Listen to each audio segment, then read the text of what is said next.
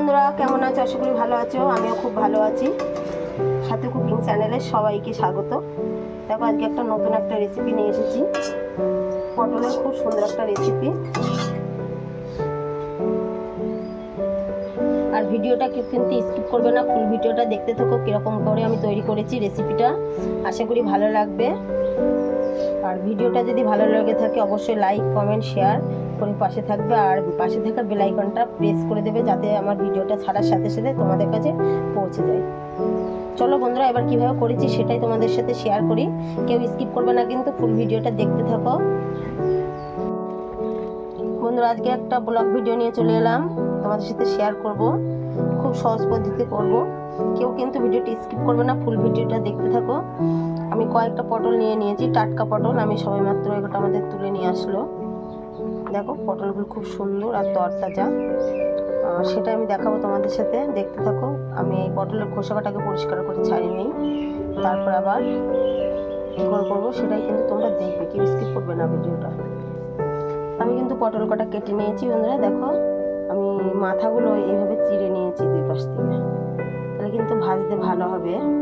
সব কটার এইভাবেই কিন্তু আমি পটলের মাথাগুলো একটু একটু করে হালকা হালকা করে চিড়ে নিয়েছি। এবার কি করব, এর মধ্যে আমি একটু অল্প করে হলুদ দেবো আর একটু দেবো লবণ। ভালো করে এর সাথে আমি মিশিয়ে নেব। এবার একটা কড়াই নিয়েছি, এর মধ্যে দিয়ে দেবো আমি সাদা তেলটা। সাদা তেলটা খাই কিন্তু বন্ধুরা, তোমরা চাইলে সর্ষের তেলটা ইউজ করতে পারো। কিছুটা পরিমাণ সাদা তেল দিয়ে দিলাম। এবার তেলটা একটু গরম হতে থাকুক। এদিকে আমার তেলটা গরম হয়ে গেছে, আর আমি তেলের মধ্যে পটলটা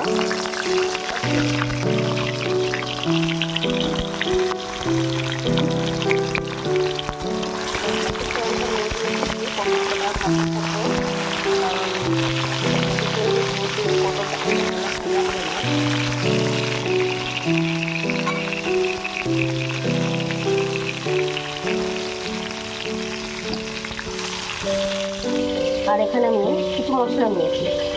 মশলা বলতে এখানে পেঁয়াজ আছে, কাঁচা লঙ্কা আছে, লাল লাল দেখে লঙ্কা নিয়ে নিয়েছি, আর এখানে একটু আদা নিয়েছি আর রসুন, আর ইউজ করবো জিরেটা আর ধনিয়া গুঁড়ো। চলো এগুলো আমি পেস্ট করে নিই। এবার পটলগুলো আমি করে দেবো।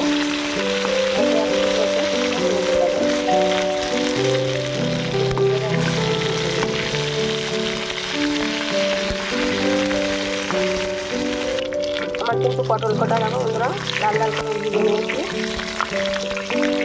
এবার এই পটল কটা আমি দিয়ে নেব। পটলটা ভাজতে ভাজে আমার কড়াই লাগে। চলো পটল কটা এবার লাগিয়ে নেব। এবার পটল কটা লাগিয়ে নেব। এবার দেখো, এখানে মশলাটা আমি পুরো মিক্স করে নিয়েছি সব কিছু। এটা এবার দিয়ে দেবো কয়েকটা আমি জিরে, দিয়ে দেবো একটা শুকনো লঙ্কা আর ভাঙা করে দিয়ে দিলাম। এবার দিয়ে দেবো রসুন বাটা, একটু নাড়াচাড়া করে নেবো।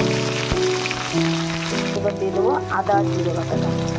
রসুনটা আগে দিয়ে দিলাম কেন হলে ওটা কিন্তু একটু বন্ধ করতে পারে কাঁচা কাঁচা, তার জন্য আগে রসুনটা দিয়ে একটু জলটা করে নিয়েছি। তারপর আদা জিরেটা দিয়ে দিলাম। জিরেটা ভালো করে একটু নাড়াচাড়া করবো। হ্যাঁ বন্ধুরা, কেউ কিন্তু ভিডিওটা স্কিপ করবে না। দেখো, খুব সুন্দর একটা রেসিপি। এটা হলে কিন্তু আমাদের আর মাছ মাংস কিছুই লাগবে না। এবার একটু ভালো করে কষিয়ে নেব।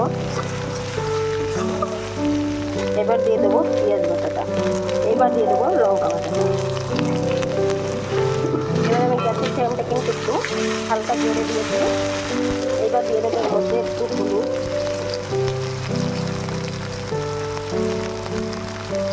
এবার আর একটু দিয়ে দেবো লবণ। এবার এই মশলাটা ভালো করে আমি এবার এর মধ্যে একটু দিয়ে দেবো ধনিয়ার গুঁড়ো আর একটু গোলমরিচের গুঁড়োটা দিলে কী হবে বন্ধুরা, এতে কিন্তু টেস্ট হয় ভালো। এটা কিন্তু আমি একটু গোলমরিচের গুঁড়োটা দিয়ে দেবো। এবার এই মশলাটা দিয়ে আগে একটু কষিয়ে নেবো।